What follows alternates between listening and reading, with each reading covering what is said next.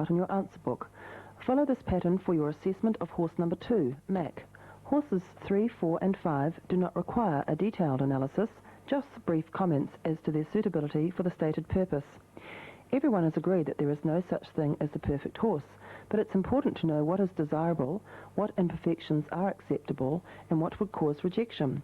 Obviously, all these depend on the type and level of work required of the horse. When assessing horses 3, 4 and 5, don't cover every detail of conformation, only those that are relevant to the work required.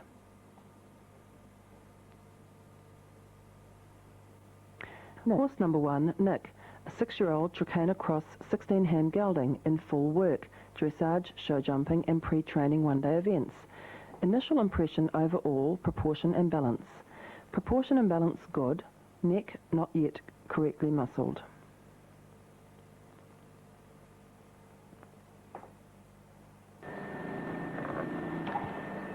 Forehand, head, rather long, good width between the eyes. Well set on.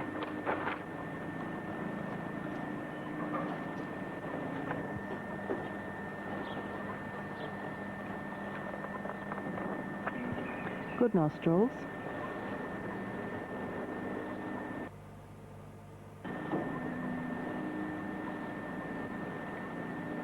Eye okay, but lacks expression.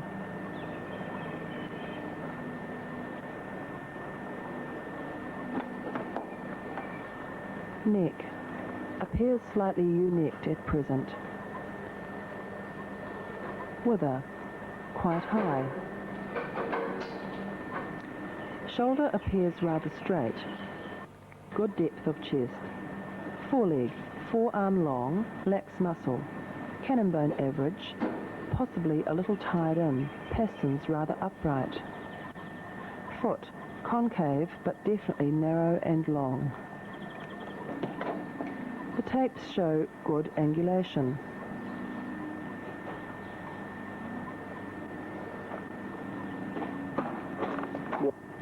Elbow space fair. Body, girth, reasonable depth.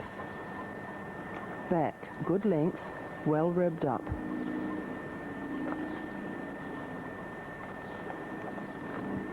Hindquarters, strong, well proportioned, tail well set. Hind leg, thigh, well let down.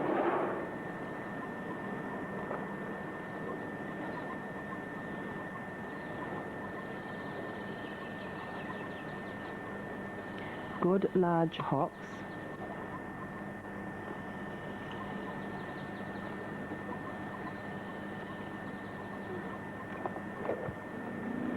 Front view, chest good, ribs could be better sprung, but not slab-sided. Forelegs straight. Knees broad. Cannon bones appear clean. Feet appear rather narrow and long. Hind view, hips level, buttocks average, hind legs straight. Good base, feet splayed outwards.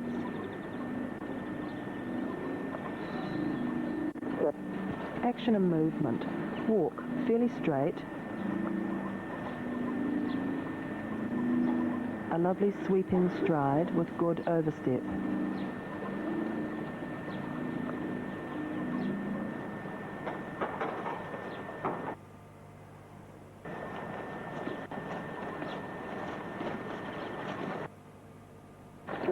Trot, slight dish with right front, but very loose and active. Uses himself well. Final overall impression, strong behind, neck should improve with correct work.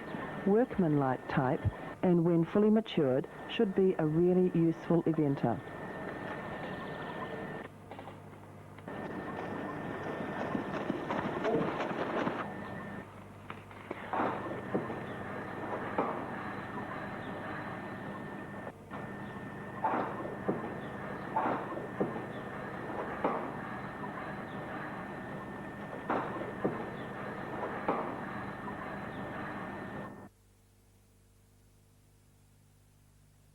Horse number 2, Mac, a 9-year-old thoroughbred gelding, 15-2 hands high, in work. Having seen how Nick was assessed, please give your assessment of this horse.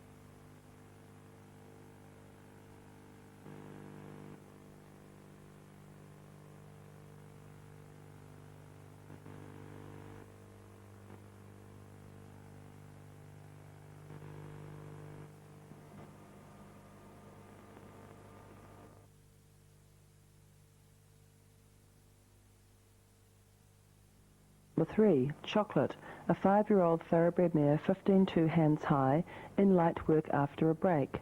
Horses 3, 4 and 5 do not require a detailed analysis.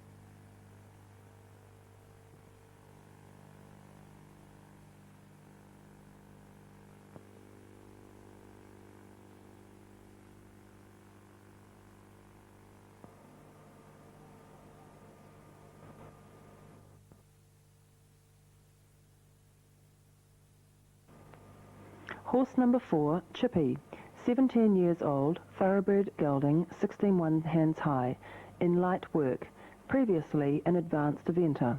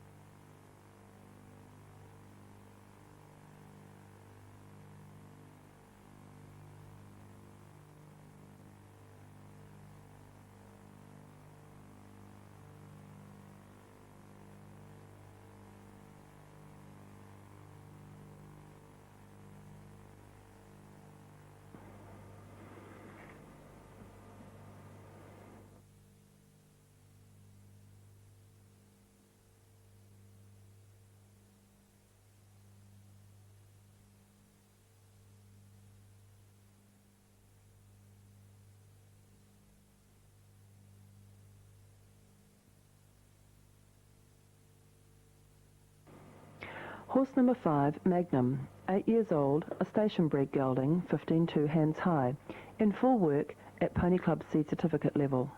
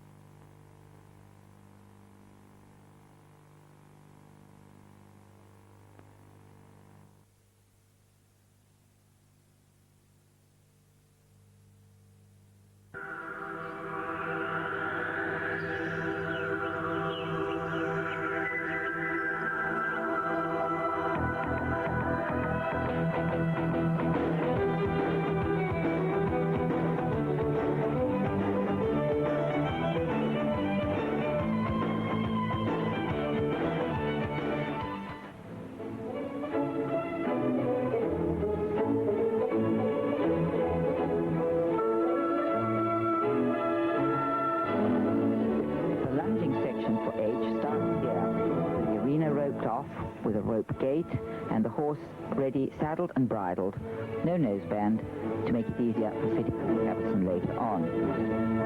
It's an all-weather arena, so the footing will be no problem at all. We've got the gear ready on the ground here, enough for 2 horses if they need to work at the same time. And here's Kirsty, who will be demonstrating as a candidate for this section. She needs to choose what she thinks will fit this horse and be the most practical.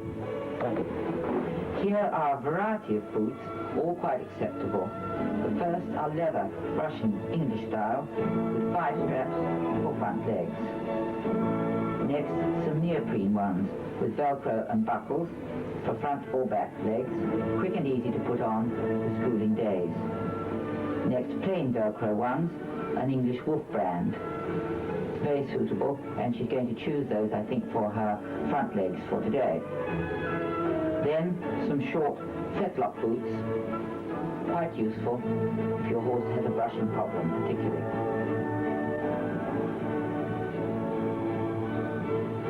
And after that, some long, really solid English 5-strap boots with elastic inserts which give a really good fit, and we're going to put those on the back legs of our horse today to show how to fasten strap boots. Also now there are bell boots or overreach boots. The first pair are the competition style, very difficult to put on in a hurry, but there's also a pair with Velcro fastenings, and we shall be using those today for the horse front legs as well. Now Kirsty moves on to lunge lines. The first one is a very suitable one. It's a good webbing texture with a hand loop and a good swivel. And it's comfortable for one's hands and of a good weight to do a good job of keeping a contact with the horse's head.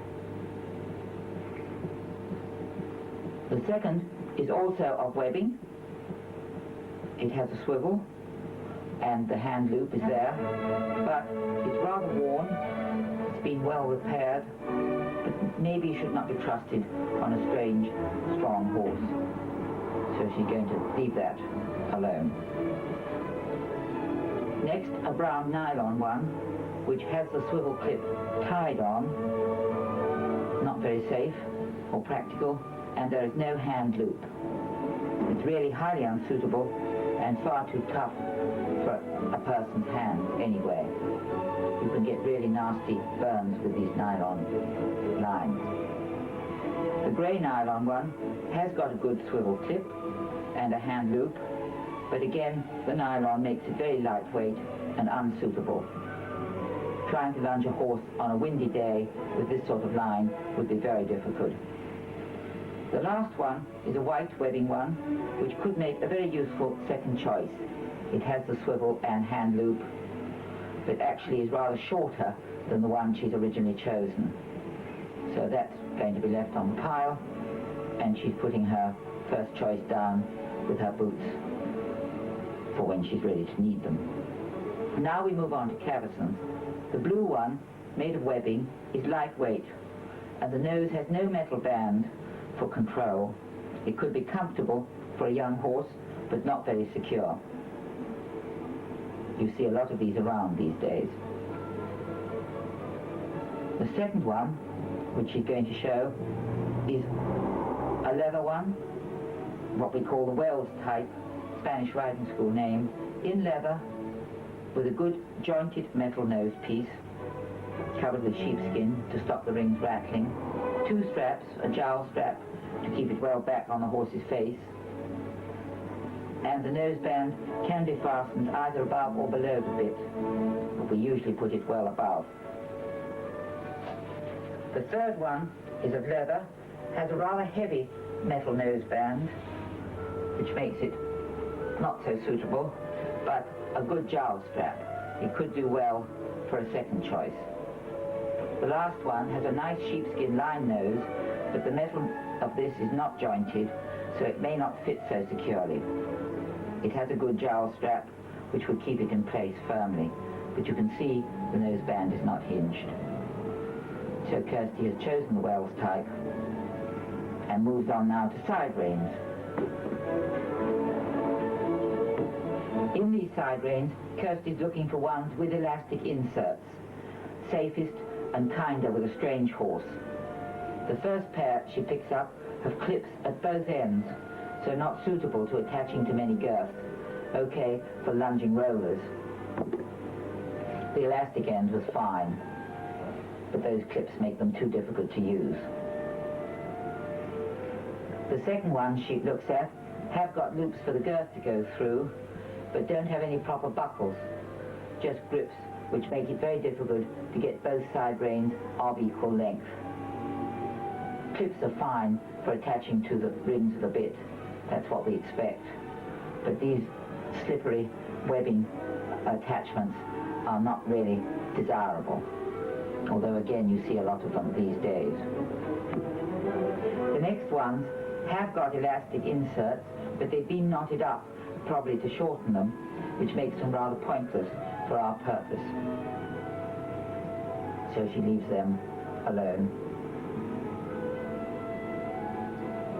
The plain ones she picks up next are very correct for training and will be quite long enough, which is important because the horse must only be just controlled, not restricted in his work. But today, with a strange horse, she still prefers to look for elastic inserts.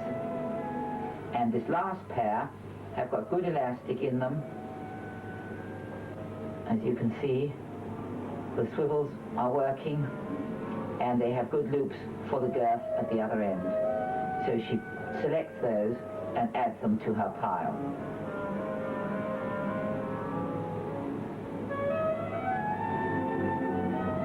Now we're going to move on to whips. The first whip, you'll see, is too short in the thong and the lash to be effective. You do need to reach your horse at the end of his lunge line, and this is a very short one.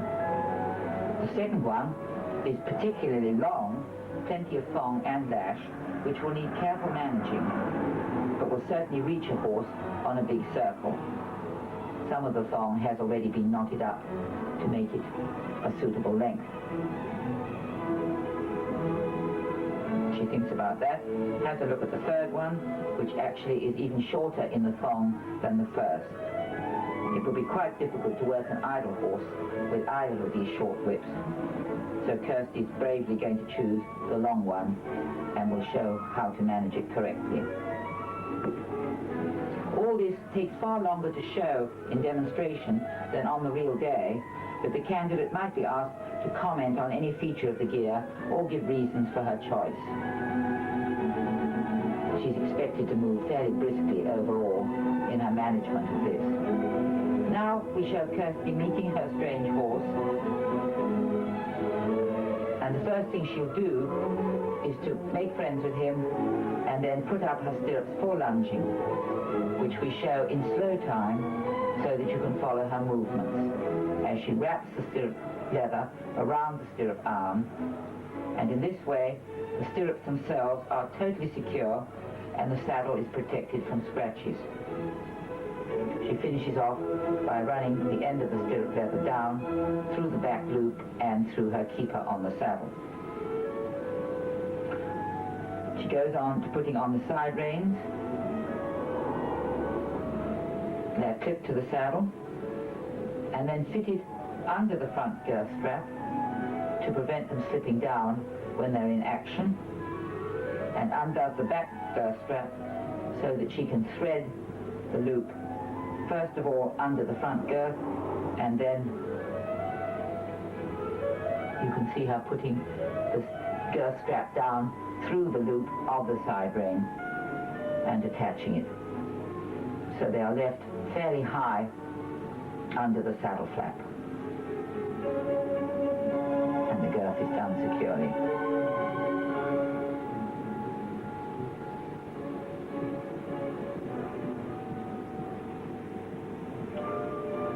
Right. Now Kirsty is going to put on boots. She starts with the front boots. Notice how she starts a little high on the leg and then slides them down into the correct position, giving as much as possible protection there to the front joints. And all fastenings point towards the back, never forwards. She goes on with the overreach boots, and notice that Kirsty crouches down. No one should kneel when near a horse. You must be able to scramble out of the way if he moves quickly. She continues on round to the off four. Doesn't take long to fit the front boot on. But she does have a slight hiccup when she comes to her overreach boot, which is typical of what can happen under examination stress. Nobody minds as long as it's quickly corrected.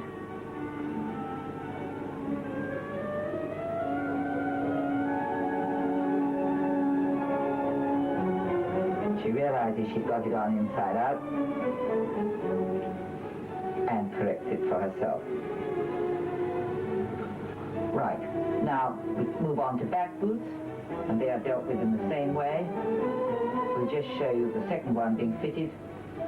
From this angle, it may seem that Kirsty is slightly behind the horse's hind legs, which would not be a wise place to be, but we're doing this to show a clear camera shot. Normally, she will be a little more forward and closer to him.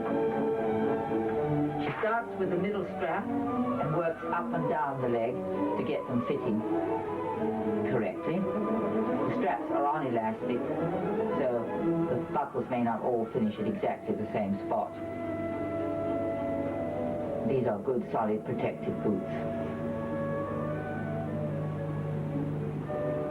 And when she's done this and tucked all her little straps through the keepers, she can go ahead and put her hat on.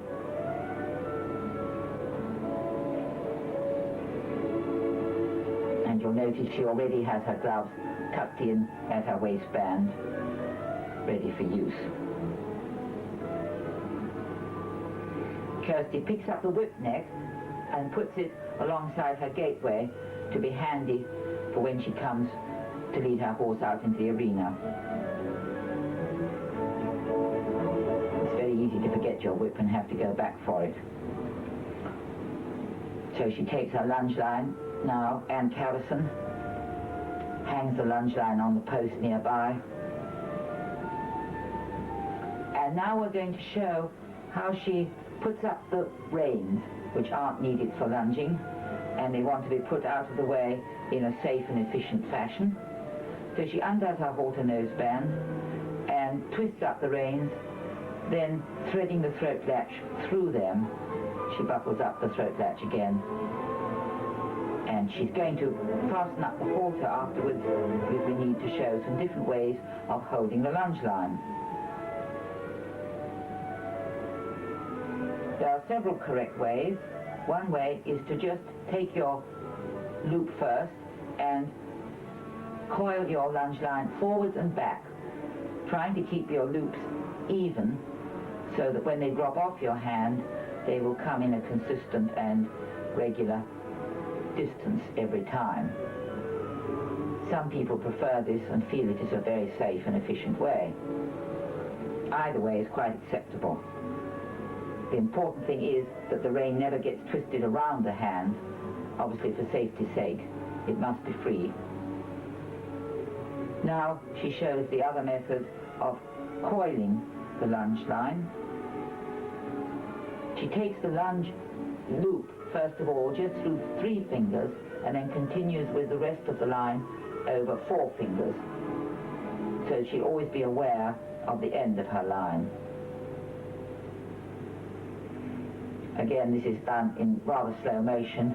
A candidate should be quick and familiar with the lunge line and be able to sort it out very smoothly and quickly.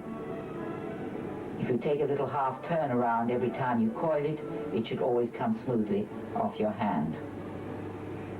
Back to Ferdy. It's time now finally to fit the cavesson, and trying here to keep it away from his eyes as much as possible, not to frighten or baffle him. Kirsty fits it quietly over his ears, gives a little tug to pull it back, and then comes round to the offside to make sure she's threading it under the cheek piece of the bridle where necessary, not pinching it in against his face.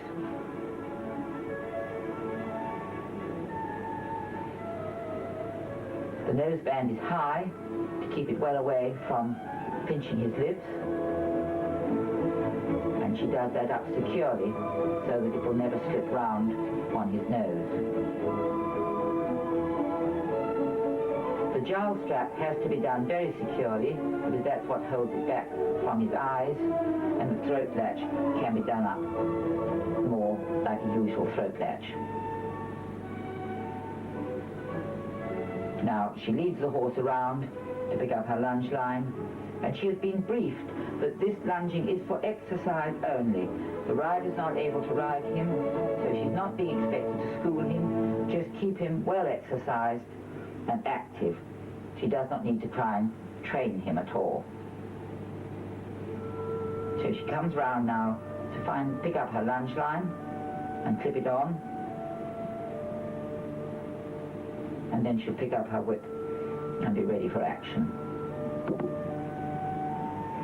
When she does open the gate, Ferdy is slightly surprised because he's never seen this in his arena before. But you have to be prepared for things like this to happen with your strange horse. She takes him through the gap and brings him round to shut the gate up firmly. And she's still got control because she's got him on the end of her lunge line.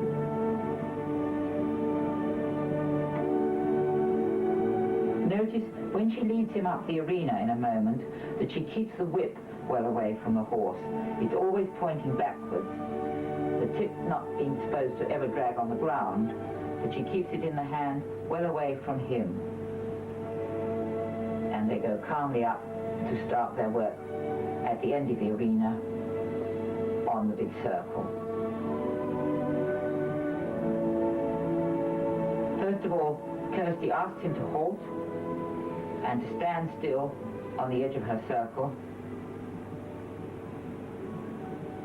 He's calm to the whip, and she puts it in front of him just to warn him to stand still. This may not always suit a nervous horse, but it's the control she's aiming for.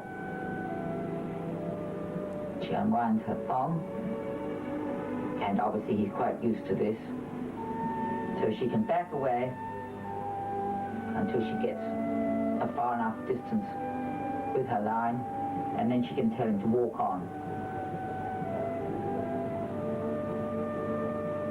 As soon as he does this, she has to just get those twists out of her lunge line which seem to have appeared there. And immediately she needs to discover the best words to control him. Her tone of voice is the most important part of it.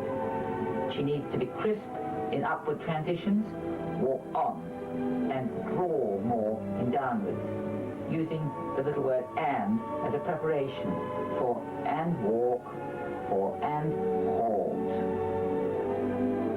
Notice that she stands steadily in the middle of her circle, pivoting slightly on her left heel, the front one, in this direction. And after a couple of circles, she's going to try a halt, using the side of the arena to help her, and making sure that she has got control with her voice. She moves slightly towards the rail to warn him, and gets a very nice square halt.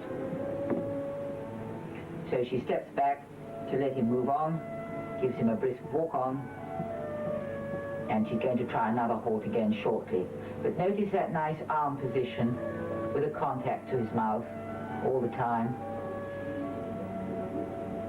And she starts again to use the edge of the arena, which you might need to do if you have a horse who is reluctant to halt.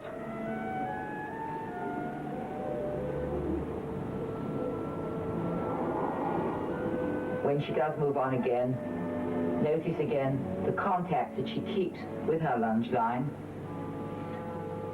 so that she can give vibrations down it if need be, to ask for more bend if necessary.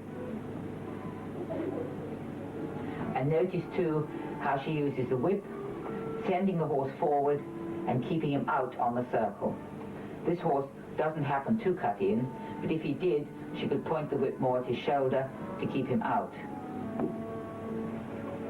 So remembering her brief that he has to be exercised.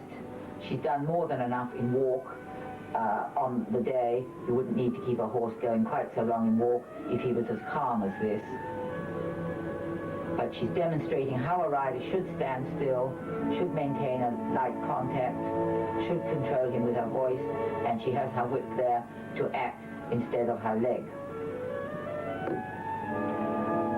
She's going to make one more circle in walk, and here it's useful to point out that you do want to trot the horse off the side reins before you attach them, just in case he should leap forward or be taken by surprise.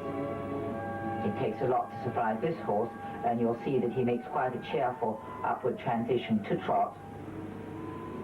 And Kirsty just asks a couple of circles in trot while he's going freely like this. She's concerned now with just setting up a good rhythm with the horse, keeping him going fairly actively. He may appear a little idle to begin with, but after she's made a couple of circles, she's going to check her brakes and see if she can get a proper walk transition from him, and then move on in trot again. So she has her contact there, and with her voice, she asks for the walk, and he obeys quite cheerfully. A little bit of trot on again on this rein, and then it will be time to halt him, turn him onto the new rein, and fit the side reins. When he halts, he's not allowed to turn in.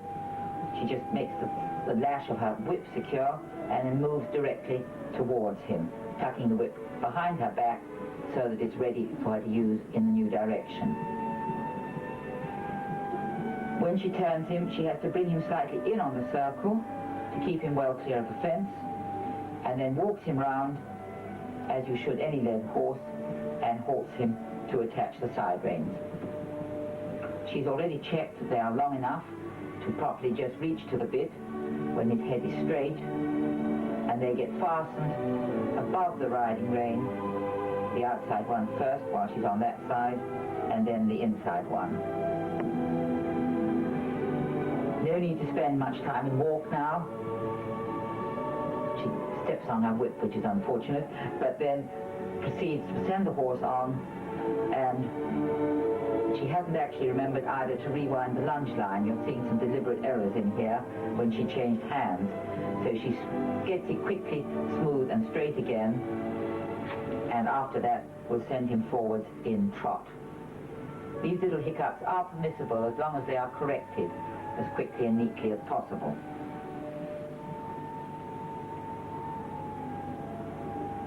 So he trots on, and while the horse is working, the candidate may be asked if she thinks the horse is working with enough activity.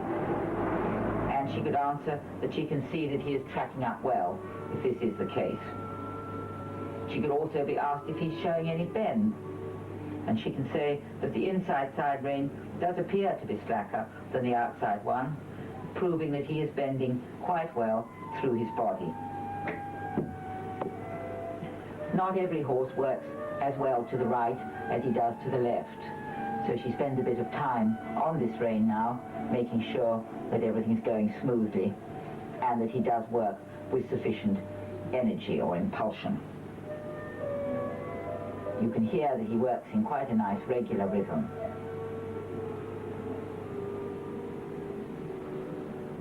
When it comes to a change of direction, we shall show two ways of turning the horse around.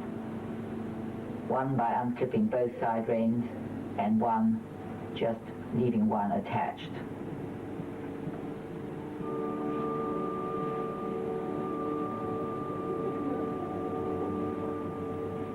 Within the time of the exam, you hope to be able to lunge the horse on both directions using the side reins.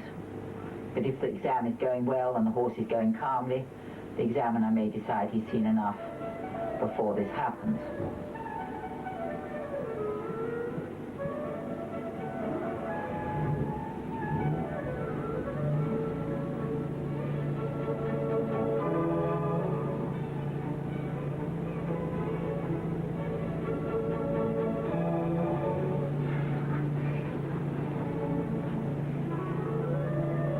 Now, for a change of direction, Kirsty halts Ferdy, making sure he stands firmly, tucks her whip away, always a bit of bother with this long thong, so she has to wind that round the butt of her whip.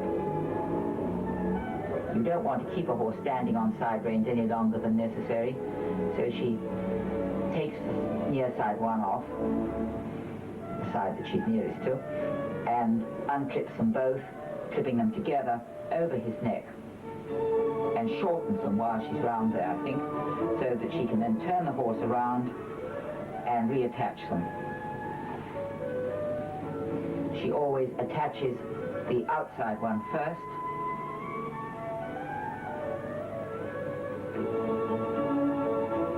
and I think she's adjusting it while she's round there,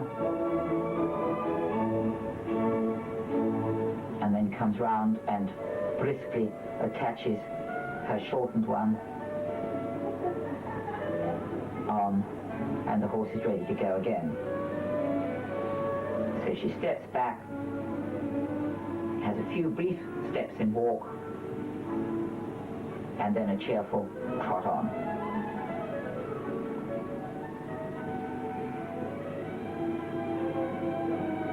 She's still not remembering to change her lunge line correctly from hand to hand, but she doesn't take long this time to get it sorted out.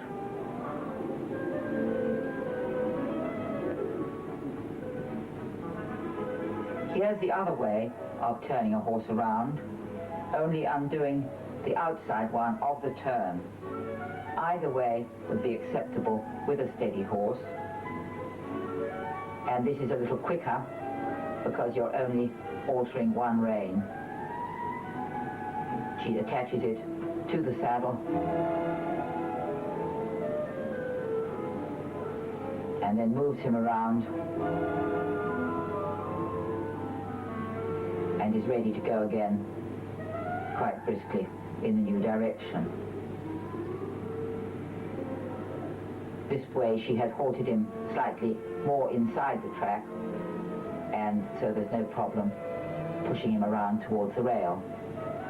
She attaches the outside side rein only, and he's way again. Kirsty's going to show one more halt, and then we move on to some typical faults. Just enjoy him for a moment, moving in a nice regular rhythm. Downward transition, and she uses the bank again slightly to halt him firmly, and let him go on again. Next, Kirsty is going to show some typical faults which would be unacceptable on an examination day. See how many you can spot. You'll see faults in the way she stands, the way she holds the line, the way she uses the whip. This is totally unacceptable when the lunge line touches the ground, quite apart from being twisted. Now she starts to chase him and walk around with him.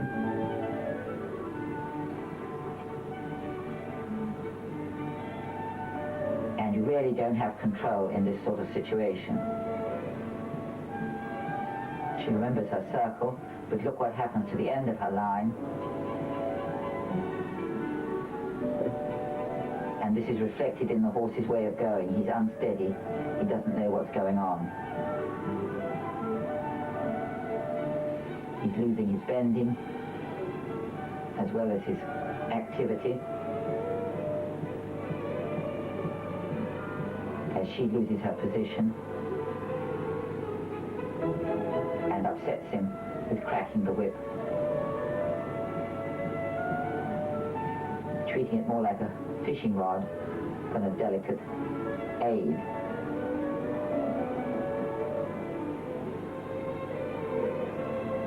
For a while here she's stopping using the whip at all. It trails on the ground and then catches him up in big swoops. Again, no help towards keeping him regular in his way of going.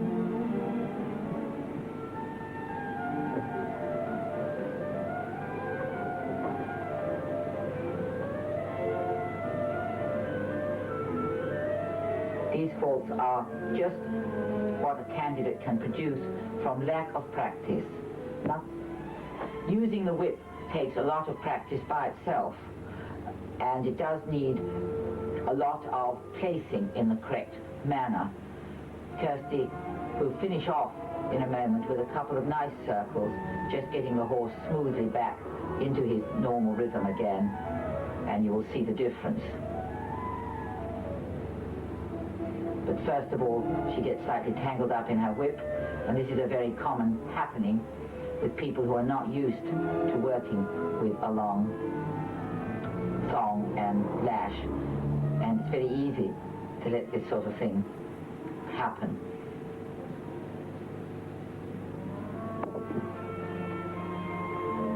You'll see a little more go wrong before we finish off with a couple of good, calm circles.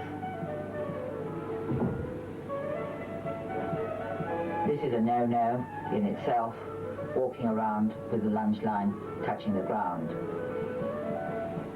And the horse thinks he's going back to the stables, if he's lucky. Obviously this is dangerous. He could put a leg over it. You have very little control, and there could be a disaster.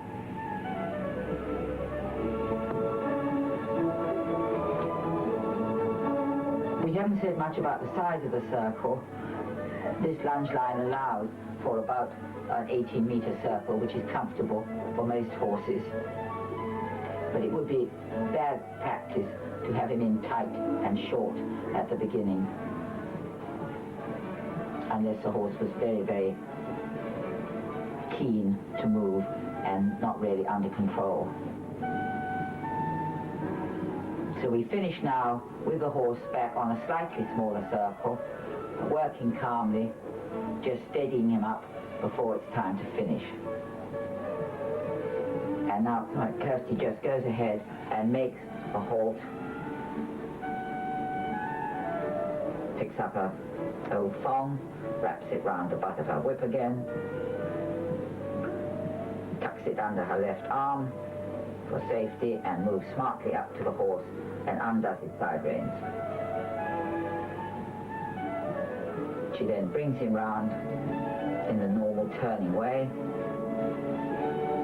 pushing him round.